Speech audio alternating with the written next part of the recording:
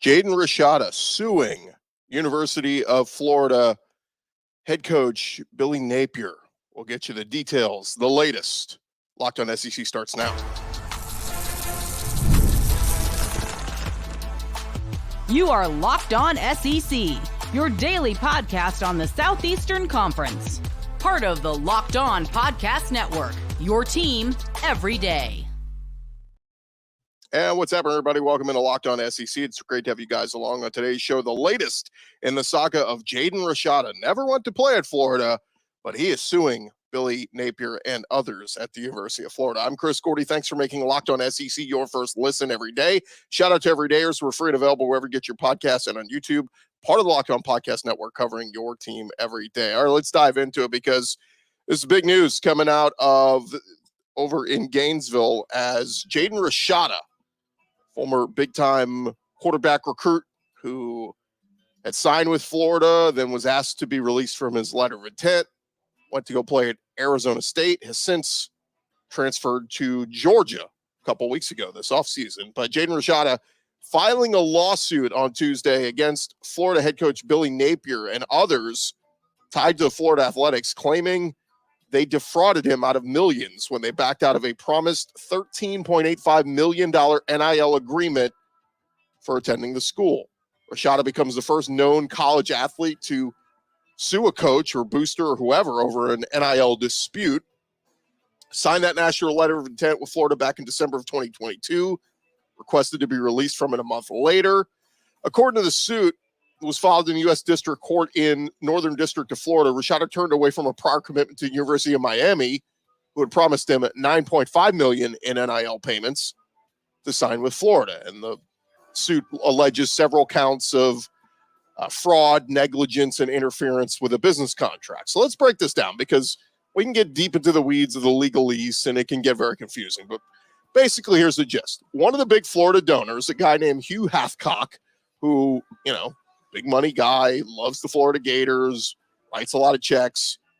He owned an auto dealership, and he allegedly approached Jaden Rashada when he was on campus on a visit at Florida back in the summer of 2022 and told him, quote, "We'll get you whatever we need or whatever you need."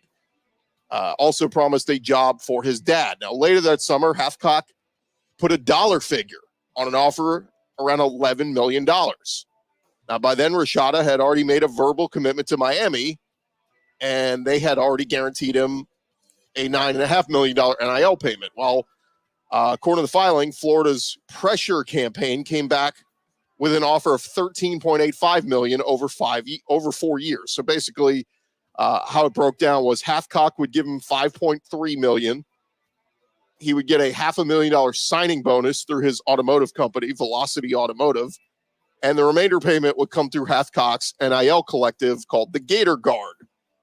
Now, according to the suit, Hathcock later told Rashada's representatives prior to the deal's finalization that he no longer wanted to route NIL payments through his company because he was planning to sell it. Instead, the money would come directly from Hathcock and Florida's other NIL collective, the Gator Collective. So the first $500,000 payment that was due to Rashada on December 5th, back in 2022, the lawsuit claims Hathcock never had any intention of making that payment, and everyone involved, including Billy Napier, knew that. Now, the lawsuit states that Rashada received a letter purporting to terminate the $13 million NIL contract December 6, 2022, less than a month after he officially announced he was flipping his commitment from Miami to Florida. Now, the suit states that Napier and former Florida staffer Marcus Castro-Walker told Rashada shortly after, "Hey, man, we're going to make good on this. We're going to make good on this promise deal. Mr. Hathcock is personally guaranteed that full amount that was promised. We got to get it to you a different way, right? I mean, we're going to do it through his company, but we can't do that anymore." And so on December 9th, 2022, Rashada did receive a $150,000 wire transfer from Hathcock, and that was supposedly to pay back the money he had already received up front in the NIL deal with Miami. So he was like, look, I've already flipped. Miami had already given me some money. I need to pay them back that money. And so Hathcock does give him the $150K. But according to the suit, that was the only money Rashada received from the proposed Florida deal. Now, on the first day of the early signing period, the suit states Rashada still did not have a written NIL contract from Florida. and he was advised not to sign the letter of intent to go to school. Now, Billy Napier then called Rashada's dad and said, look, we promise a $1 million partial payment. We're going to send it immediately if he signs. The lawsuit also states that Castro-Walker said if Rashada didn't sign with Florida right away, then Napier might pull his scholarship offer. So Rashada signed his national letter of intent that night, and the $1 million payment did not arrive. So the lawsuit does reference Billy Napier, Hathcock, and Castro-Walker, quote, knowing that they lacked both the intention and the ability to fulfill the promised NIL agreement. Now, Rashada has gone out and hired Rusty Hart, one of the big-time lawyers in, in sports media. He resides in Houston, but, he represented, Roger Clemens and the whole, steroid scandal. He represented Deshaun Watson in the whole, lawsuit with the masseuses and all this. So he's handled some big, high-profile cases throughout his career, particularly in the sports world. So, this is the guy to go to when you really need, to get a lawsuit done. But Rusty Hardin told ESPN that the now Georgia quarterback was motivated to pursue the case to bring to light other examples of overzealous alumni taking advantage of athletes in NIL offers. Hardin said it's a classic con game on a 19-year-old. We've taken away our commitment in writing to you, but trust us, not only is the check in the mail, but you can be comfortable. Go get it out on Twitter. And it never happened. And he leaves not for the money, but because he can no longer trust them. We do not comment on ongoing litigation.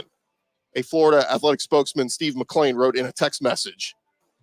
Said, we will provide, the UAA will provide for Billy Napier's personal counsel, and we will direct all questions to those representatives. Now, Castro-Walker no longer works at Florida.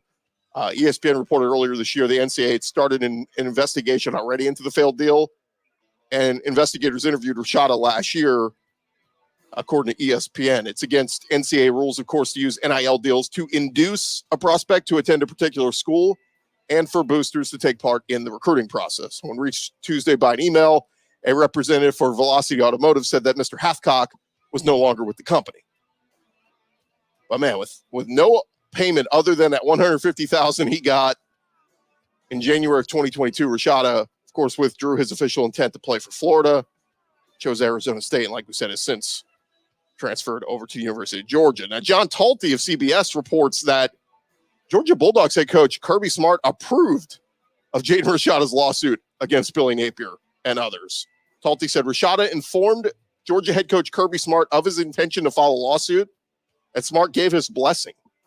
It makes sense that Rashada disclosed the matter to Smart because the issue could end up becoming a distraction for Florida this fall. But this is very interesting, and this comes from our buddy over at Locked On Gators, what Brandon writes. He says, I'm curious to see how this plays out. He said, you're not supposed to have an NIL deal signed before signing with a school. This lawsuit says Rashada had two. He said, do more recruits say Napier told them similar things? Florida's a two-party consent state. So if they have anything recorded of Napier, it would be inadmissible in court because you can't record him without him knowing. He said, if it is admissible, Florida could fire Napier with cause and get out of his buyout. Remember, Billy Napier's already on the hot seat going into this year. One other interesting thing just on the fallout of this, if Rashada wins, can collectives now sue players they pay to commit, then flip? Man, we're really opening Pandora's box here when it comes to the fallout on NIL deals that either fall through on the players' end, fall through on the collectives' end. And as Brandon said, feels like one of those moments that has the potential to lead a lot of changes, but will probably be settled out of court, and we'll just get no answers. Man, it certainly is interesting. I mean, this is going to be really, really interesting how all this plays out. But I just look, it's probably going to be a settlement, right? I mean, he's going to get some kind of money from this. But again, if Rashada wins, can collectives now sue players they pay to commit, then flip? And again, Florida's booster signed off on a deal, literally did not pay. I mean, that's not a good look for Florida. But the question is, does Billy Napier, can he survive this? I mean, again, this is it's not a good look. And it's interesting because, they just got some, Billy Napier just got a couple good recruits signed recently. Like, man, hopefully whatever was promised to those kids, they got it up front because, look, that's, we said like kids are going to learn the makings of bad business deals and all this, like, the art of business. Don't sign on the dotted line if you haven't gotten something up front. Get some kind of payment in your bank account before you sign. Oh yeah, it's coming. Yeah. Okay. All right. Thank you guys for making Locked On SEC your first listen every day. Coming up next, we'll switch gears a little bit. ESPN has got their post-spring top 25 rankings. We will get to that here with you in just a second. More Locked On SEC. But first, this episode presented to you by our friends over at eBay Motors. Look, passion, drive, and patience, the formula for winning championships, is also what keeps your ride or die alive. eBay Motors, they got everything you need to maintain your vehicle and level it up to peak performance. Superchargers, roof racks, exhaust kits, LED headlights. Shoot, it might be something as simple as headlights or wiper blades. Whatever it is you need for your car, they have, whether you're into speed, power, or style, eBay Motors has got you covered. They got over 122 million parts for your number one ride or die. You're always going to find exactly what you're looking for. And with that eBay Guaranteed Fit, your part is guaranteed to fit your ride every time or your money back. Because with eBay Motors, you're burning rubber, not cash, with all the parts you need at all the prices you want. It is easy to make your car the MVP and bring home huge wins. Keep your ride or die alive at ebaymotors.com. Eligible items only. Exclusions apply. eBay Guaranteed Fit only available to U.S. customers. That is ebaymotors.com.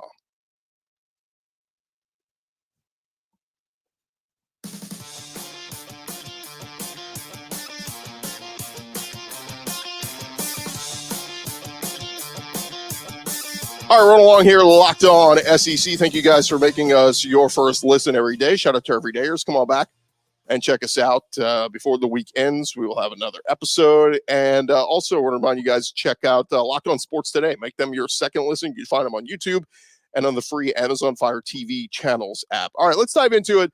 ESPN's Mark Schlabach has put out his college football post-spring top 25 rankings. So I believe we broke these down pre-spring. He gave us his very early top 25. I think he did it like a few days right after the national championship and Michigan won.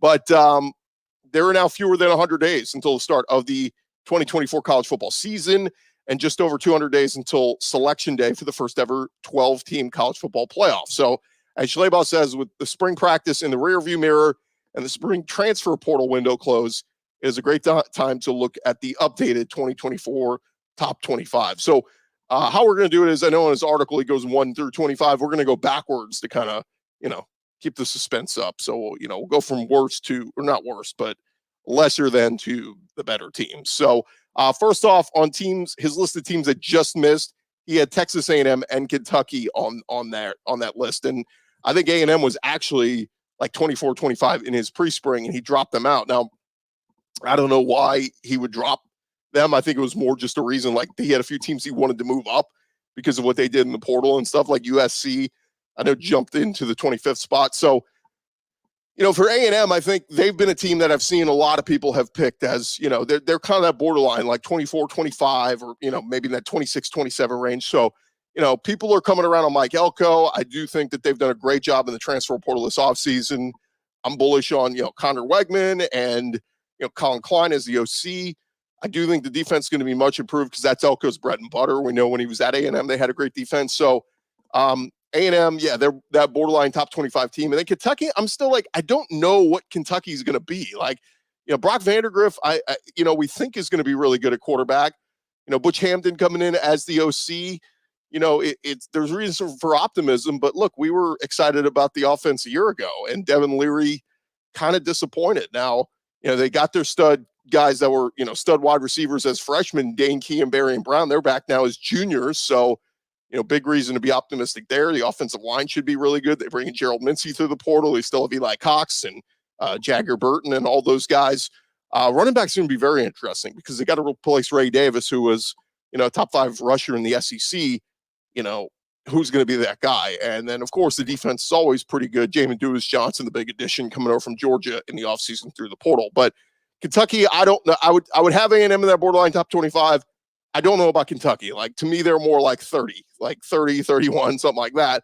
And let's see how they do. They could certainly jump into the top 25 if they get a marquee win or two earlier in the year and, and undefeated. So we will see how that plays out. All right. So those were the two teams that were just on the outside looking in, just missed Schlabach's top 25 rankings. So as we look at the rankings, man, 25, 24, 23, no SEC teams from 20 to 25. So kind of surprising there, first off the bat, that he doesn't have any SEC teams in that mix. But we get up to number 18, and that is where we find the Oklahoma Sooners. And here is what Mark Schlabach says about the Oklahoma Sooners. He gives a spring update. He says the Sooners improved by 4 victories in Coach Brent Venables' second season, and programs typically make an even bigger jump in year 3.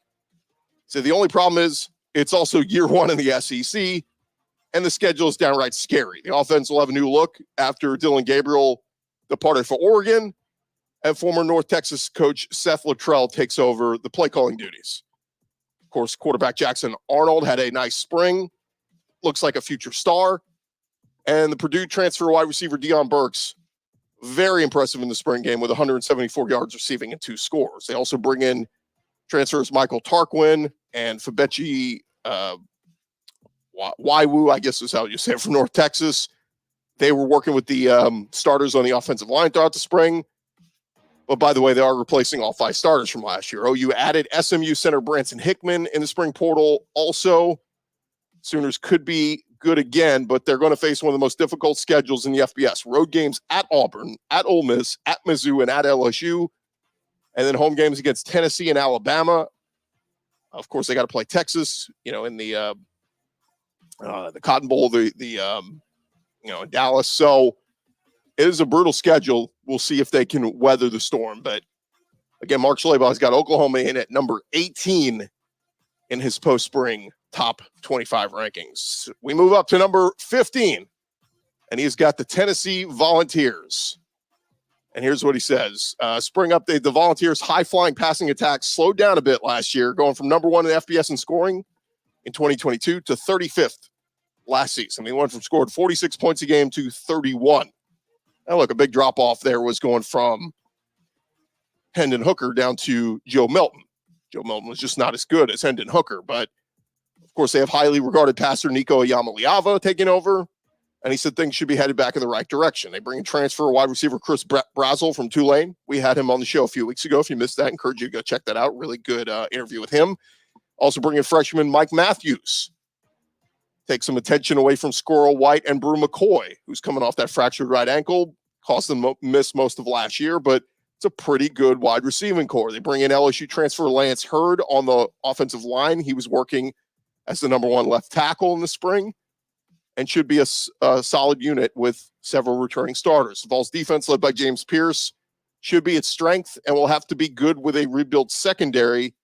Tennessee plays an early non-conference test against NC State and road games at Oklahoma and Georgia with Alabama at home. If Nico is as good as advertised, the Vols could be back in the playoff hunt. The only thing I'll push back on him there is, look, we know James Pierce is good, but how good is that Vol defense going to be overall? I mean, they're replacing the entire secondary. And look, it wasn't great last year, but, can it be improved? Can they get stops? Can they get interceptions? That's going to be the big key with the Tennessee secondary. So certainly, again, for me, I don't question the offense. I think Nico Iamaleava is going to be fine. I think the run game is going to be really good. Dylan Sampson, I think has a lot of potential. But for me, Tennessee, can you get stops when you're in defense? That's going to be the key between the season being a good season versus a great season. Coming in at number 14 on his list, he's got the LSU Tigers. And here's what Schlabach said. He says, the Tigers are going to have a new look on offense. Heisman Trophy winning quarterback Jaden Daniels is gone, as are star receivers Malik Neighbors and Brian Thomas Jr. Quarterback Garrett Nussmeier picks up where he left off in the bowl game and in the spring game, where he threw for 187 yards and 2 touchdowns. Quarterbacks coach Joe Sloan is now the OC calling plays, and Nussmeier looked more than comfortable. They bring in transfer wide receivers Xavier Thomas from Mississippi State, CJ Daniels from Liberty, and they look like they're ready to produce. LSU coach Brian Kelly brought in former Mizzou DC Blake Baker to turn around the defensive side, where they ranked 81st in scoring defense and 118th in passing defense last year. Tigers still looking for help on their D-line. They lose Mekhi Wingo and Mason Smith for the NFL. Defensive end Gabe Relaford, an early enrollee. He was this bright spot in the spring, and they did just pick up transfer defensive tackle JVR Suggs from Grand Valley State last week. But the secondary did continue to have breakdowns in the spring game, and that to me is the biggest question for LSU. I think this is similar to Tennessee, but not as, I think, more dire at LSU than it is at Tennessee. Like, I think offense is going to be fine. Like, look, they're not going to score as many points as they did with Jaden Daniels, but I think Garrett Nussmeier is going to be fine. I think he's going to produce. I think they're going to score a lot of touchdowns. There's a Caleb Jackson in the backfield, Josh Williams. I think the run game will be fine. The offensive line is very good. To me, it's on defense. Can LSU get stops? I like what they've done personnel-wise, bringing in Bo Davis to coach the D-line, bringing back Corey Raymond to coach the secondary, bringing in Blake Baker to be the DC. Personnel is fine. But you still don't have the Jimmies and Joes. Like, I like Harold Perkins, but other than that, who's your second best player on defense? Is it Whit Weeks? Major Burns? So that to me is the biggest question for LSU is, can that defense be better? I mean, they have to be better. That's not even a question. Like, you must be improved going into next year. All right, still more to come here on Locked On SEC, part of the Locked On Podcast Network, covering your team every day. When we return, we will hit on the rest of the teams in Mark Schlabach's post-spring top 25 heading into the 2024 college football season. But first, I want to remind you guys, this episode presented to you by our friends over at Yahoo Finance. Wouldn't it be great if you could see all your investment and retirement accounts in one place? Well, with Yahoo Finance, you can consolidate your views from multiple accounts into one hub and access the expert analysis you need to tend to your entire portfolio with confidence. For more than 25 years, Yahoo Finance has been the brand behind every great investor. Whether you're a seasoned investor or you're just looking for that extra guidance, Yahoo Finance can give you all the tools and data you need in one place. They're the #1 finance destination, producing a holistic look at the financial news cycle, including breaking news, editorial perspectives, analyst ratings, so on and so forth. You could securely link your brokerage accounts for a unified view of your wealth, including your 401k and other investments. And they've got a community of over 90 million users each month. Their real strength is helping you on your way to financial success. So for comprehensive financial news and analysis, go visit the brand behind every great investor. That is yahoofinance.com, the #1 financial destination, yahoofinance.com. One more time, that's yahoofinance.com.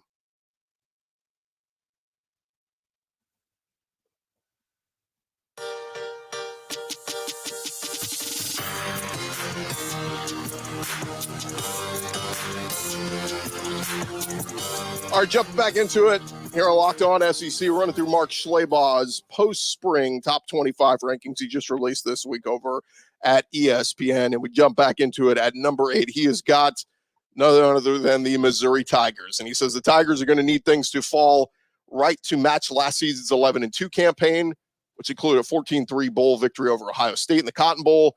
Brady Cook, going to be one of the best quarterbacks in the SEC. Luther Burden, one of the most explosive receivers in all of college football.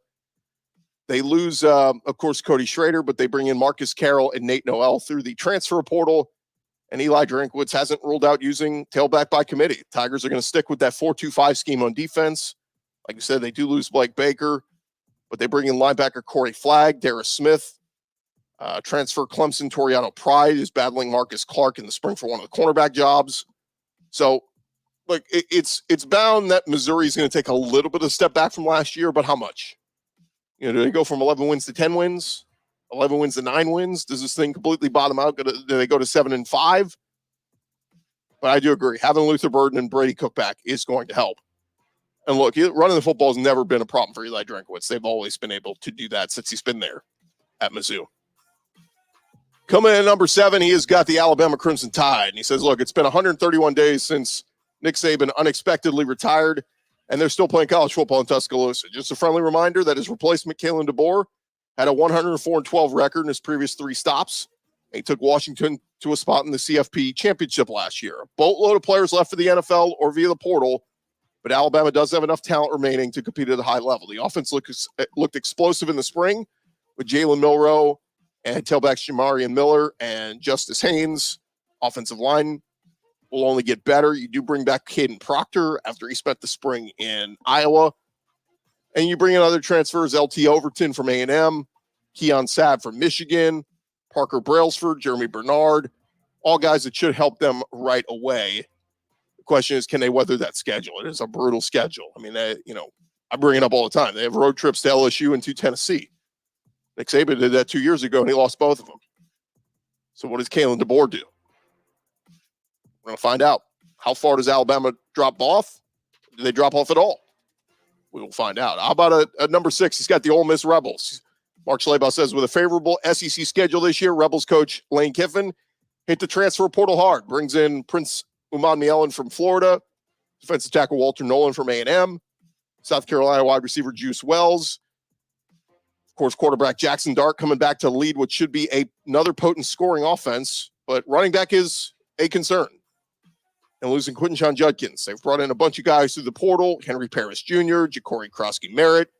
Of course, it's going to be interesting to see how they replace that production of Quinton Judkins in the backfield, but defense should be solid. I like Pete Golding a lot. I still think he's underrated as a defense coordinator. I know Bama fans didn't like him, but we will see see if Ole Miss can live up to the hype. Again, even if they lose their 2 toughest games, home against Georgia and at LSU, that's still 10-2, and that's still good enough to get into the playoff, very likely. Into the top 3 now. He's got the Texas Longhorns at number 3. He says, after guiding the Longhorns to a 12-win campaign and a spot in the playoff last year, Steve Sarkisian's challenge is sustaining that success while making the move to the SEC. Longhorns did get a break when the SEC schedule makers rolled out the red carpet with a slate that includes road games at Vandy, Arkansas, and A&M. And Texas will face an early road test at Michigan, but Michigan lost a ton. The annual trip to Dallas to play Oklahoma and a home game against Georgia will be tough. Offensively, Longhorns bring back Quinn Ewers and a veteran offensive line. Now, they do have to replace a lot of wide receivers. They did that through the portal, bringing in Isaiah Bond from Bama, Matthew Golden from Houston, Silas Bolden from Oregon State, and then, of course, the big-time 5-star freshman wide receiver Ryan Wingo. Looked really good in the spring, should step in and play immediately. Longhorns will have to identify difference makers on the defense and improve a secondary that ranked 113th in the FBS last year. But look, man, I've been saying that. You lose Byron, Tavondre Sweat, and Byron Murphy. It's big pieces to lose on that defense. We'll see if they can improve. Coming in at number 1, it's the Georgia Bulldogs. As Schlabach says, with a schedule that includes a non-conference opener against Clemson and Atlanta, and SEC road games at Kentucky, Alabama, Texas, and Ole Miss, a 4th straight unbeaten regular season might be asking a bit much for the Dogs, but there's a reason Kirby Smart's program won back-to-back titles in 21 and 22, and that they've won 46 of their last 48 games. Carson Beck's primed for a big season at quarterback, surrounded by playmakers. Trevor Etienne coming over in the backfield, and replacements have been identified on the interior defensive line in the secondary. Michael Williams going to play more outside linebacker this season, looks ready to break out as a pass rusher, and Georgia is stacked at linebacker. And in the secondary, they bring back Malachi Starks, one of the best players in the FBS. So going to be interesting to see what Georgia does. Now, I did want to bring this up before we call it a show. Joey Galloway was on ESPN the other day, and they were talking about this college football season, and he uttered the lines, Georgia and Ohio State are on a collision course.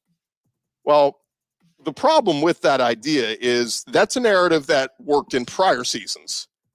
That doesn't work with a 12-team playoff anymore because nobody has a free pass. Like, no one is on a collision course anymore because you got to win multiple playoff games now to get to a championship.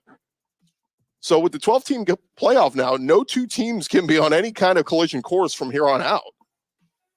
And I'm just worried. I do think the SEC's run at championships is in jeopardy. Of course, they didn't win it this year. Michigan, played Washington for a title, and they weren't able to win. But the SEC has now they've won 13 of the last 18 national championships. I mean, it's been basically every year an SEC team's either, more than likely winning a championship, or if they're not winning, they're at least playing for a championship. And I do think that's in jeopardy a little bit. Yes, we go to 12-team playoff and more SEC teams will get in, but how many in most years? 3 or 4? So That's where I said the biggest problem with the stupid, moving conference champions to the front of the line. If the Big 12 champ this year is 9-3, they're going to jump some 10-2 SEC teams that didn't make it to Atlanta that are deserving, but they're going to become automatic, at-large teams, whereas those conference champions automatically move to the front of the line. What if the winner of the ACC this year is 9-3? They move to the front of the line as a top 4 seed. So that was one of my big problems with them doing that. And, look, we could go, and I'm not saying this to, poo-poo. Look, it's Locked On SEC. We love the SEC, but I'm just saying, there's a realistic world where 3 or 4 of the next college football championship teams could be from other conferences.